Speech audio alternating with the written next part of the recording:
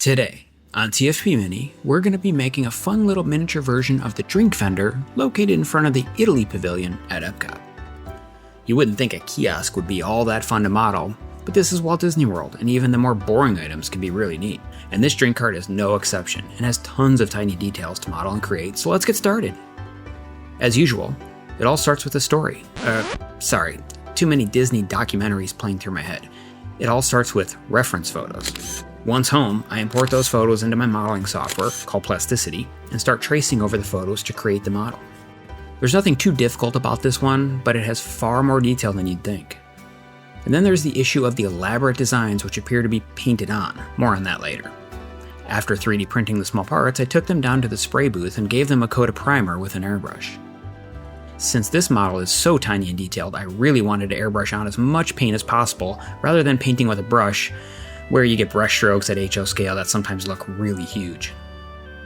So I mixed up a custom green color for the cart, and used a brown for the wood posts and wagon wheels, and the countertops got a spray and sort of a charcoal black color. Assembly on this one is pretty straightforward. The only tough part here is keeping the super glue off my fingers. Here's the beginning of one of the carts with countertop installed, and here's the second one, and the third one. Then I just had to glue on some of the details like the wagon wheels, the posts that hold the roof on, the cash registers, the barrels, and so on.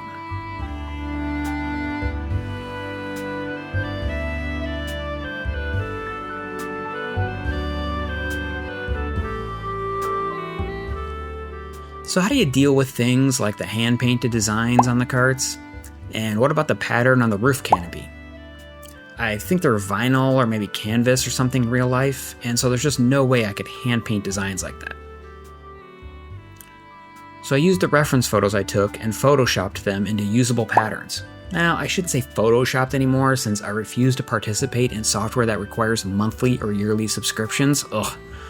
I worked them over in Affinity Photo 2, which is every bit as good as Photoshop. Yeah, I know. You need the wood, so I'll get off the cross now. Moving along, I took the reference photos and printed them on a photo printer and then cut those out and used those photos for the roof pattern as well as the painted design on the front of the main cart. I think it's a pretty good result and a great way to deal with super tiny details like this. And just like that, we're done. So let's see the final result.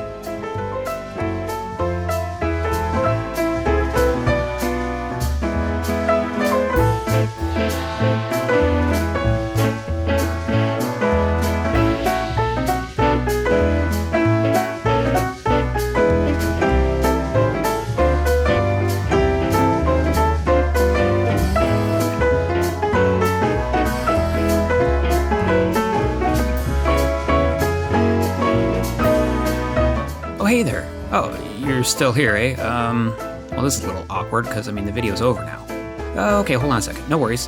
Here you go. Here's a little something I handpicked just for you to watch.